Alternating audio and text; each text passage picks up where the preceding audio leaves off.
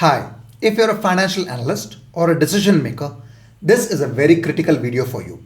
In this video, I'm going to be talking about how financial analysts across the globe are perhaps destroying the shareholders' wealth because of relying on IRR for their critical decision making.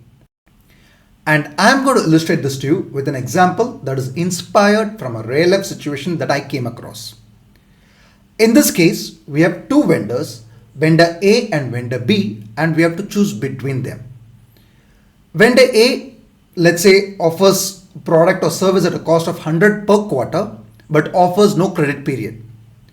Vendor B is 5% more expensive, charges 105, but offers 3 months credit period. That's roughly 1 quarter.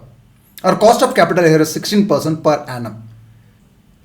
When we use IRR to analyze these two proposals, what we can see is that the IRR with vendor A as our preferred vendor works out to 36.1%, whereas if we go with vendor B, it results in 38.1%. That's 2% more than what we achieve with vendor A.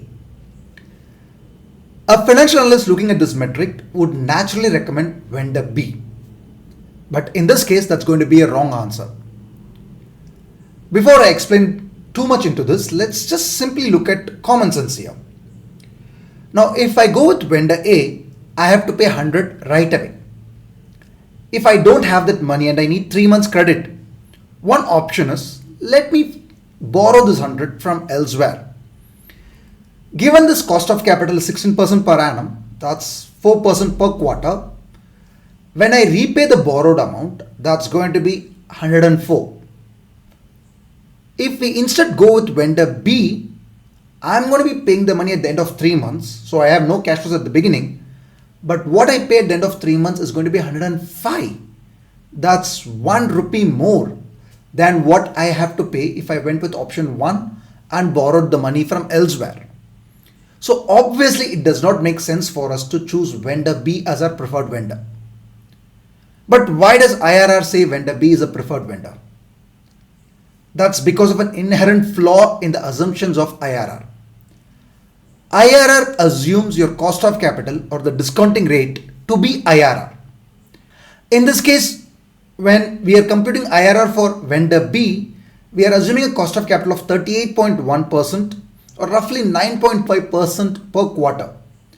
So the metric essentially assumes that we are saving 9.5% and therefore paying 5% more when you're saving 9.5% makes absolute sense. But that's a mistake because our cost of capital is only 16%.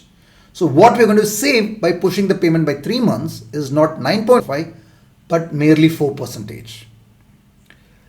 And this becomes very clear. The flaw becomes very clear when we use NPV.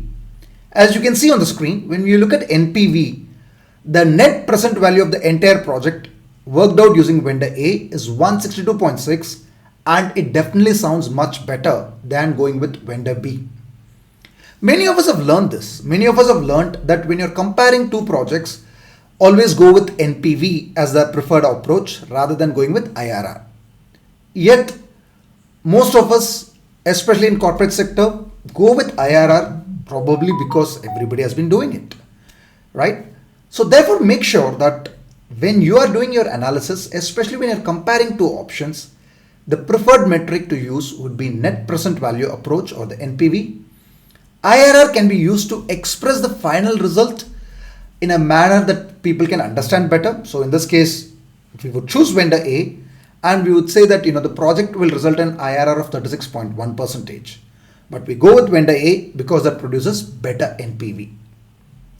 I hope this video clarified why it's a bad idea to go with IRR, and I hope you will be able to implement this in your work as soon as possible. If you like the video, do share the video with your colleagues and friends, and do subscribe to our channel, and also check out many other videos that we've made on these topics. Thank you.